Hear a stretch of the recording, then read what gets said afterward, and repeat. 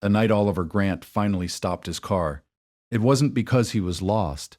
It was because, for the first time in years, something inside him broke. Oliver Grant was known across New York as the man who had everything: money, power, influence, but absolutely no heart left to give. He had built a multi-million-dollar empire from scratch, survived betrayals that would have crushed lesser men, and learned one brutal truth: love was a weakness he could never afford again. Every woman who had ever come close to him had either wanted his wealth or walked away when they realized he wasn't capable of giving more than cold silence.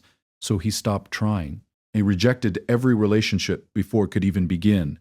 He shut down every smile directed at him.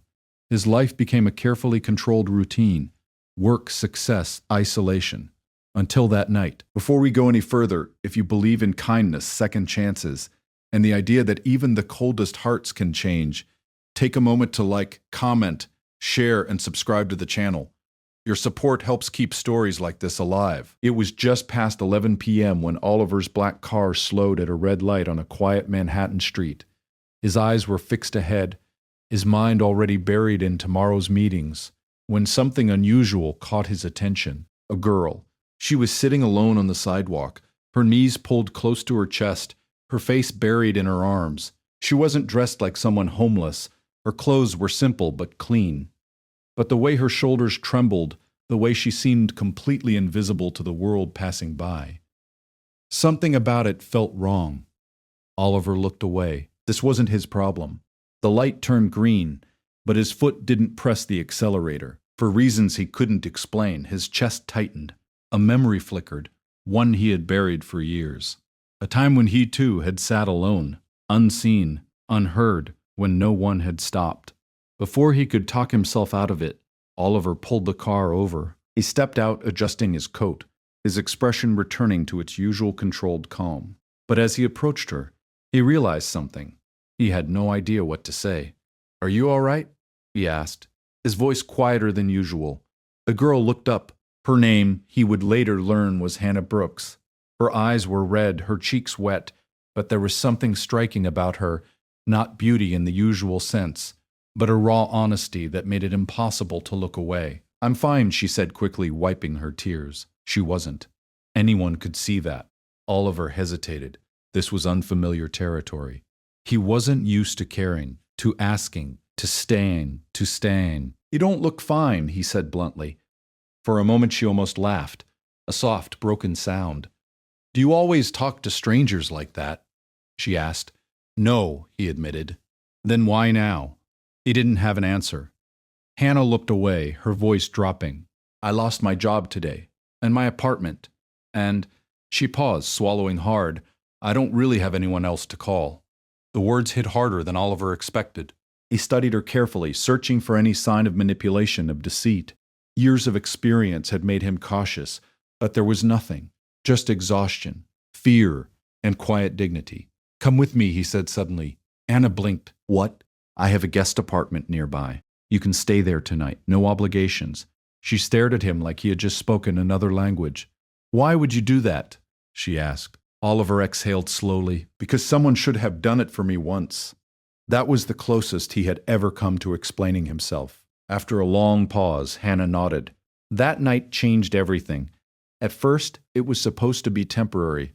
Just a few days, a place to rest while she figured things out." Oliver kept his distance, maintaining his usual emotional walls. But Hannah was different. She didn't treat him like a millionaire. She didn't try to impress him, didn't flatter him, didn't even seem particularly interested in who he was. Instead, she thanked him sincerely, kept the apartment spotless, and spent her days searching for work. One evening, Oliver found her in the kitchen, cooking. "You didn't have to do that," he said. "I wanted to," she replied simply. "It feels good to take care of something." That sentence lingered with him. Days turned into weeks. Oliver began noticing small things, the way Hannah smiled at strangers, the way she spoke kindly even when she was struggling, the way she never complained despite everything she had lost. And slowly, something unfamiliar began to grow inside him. Not attraction at first, something deeper. Respect. Then warmth. Then something he had long believed was impossible. One night, he finally asked, "Why aren't you angry?" Hannah looked at him. Confused. About what? Everything, he said. Life hasn't exactly been fair to you. She thought for a moment before answering. Maybe not, she said softly. But if I let that make me bitter, then I lose the only good thing I still have. What's that? He asked. Myself. That answer hit him harder than anything else ever had, because Oliver realized he had already lost himself. Years ago, the real challenge wasn't money or success. It was learning how to feel again, and that terrified him. As weeks passed, Oliver found himself changing in ways he couldn't control. He started coming home earlier, he began listening more. He even caught himself smiling, something that had once felt unnatural. But with that change came fear, because caring meant risking everything he had built to protect himself. One night, standing at the doorway of Hannah's apartment, he almost said it, almost told her how much she had changed him. But the words stayed trapped. The next morning, she was gone. No note, no explanation, just silence. For the first time in years, Oliver felt panic, real panic. He searched everywhere, called every contact, checked every possibility. Days passed with no answers, until finally he found her, not in a place of comfort, but in a small community center in Brooklyn, volunteering. When he walked in and saw her laughing with a group of children, something inside him shifted again. Relief, and something else. Understanding. Why did you leave? He asked when they were finally alone. Hannah looked at him, her expression calm. Because I didn't belong in your world, she said.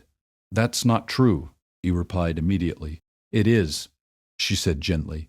You helped me when I needed it. But I had to find my own way again. Oliver stepped closer. And what if I don't want you to leave my world? He said. For a moment she didn't respond. Then she asked the question that mattered most.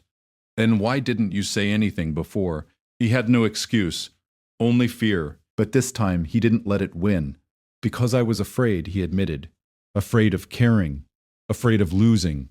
Afraid of caring. Someone who could be. Hurt again, Hannah studied him quietly. And now, she asked. Now I am more afraid of going back to who I was before I met you. Silence filled the space between them. Then, slowly, she smiled. Not because everything was perfect, but because it was real. If this story is touching your heart, take a moment right now to like, comment, and share your thoughts. Stories like this remind us why connection matters more than anything else. More than anything else. And before we reach the ending, tell me in the comments, do you believe people can truly change when they meet the right person? Oliver didn't fix Hannah's life, and Hannah didn't magically heal all of Oliver's wounds. But together, they did something far more powerful. They chose to grow, to trust, to try again. And sometimes, that's more than enough, because the truth is, love doesn't always arrive in perfect moments. Sometimes, it finds you on a quiet sidewalk, when you least expect it, and changes everything.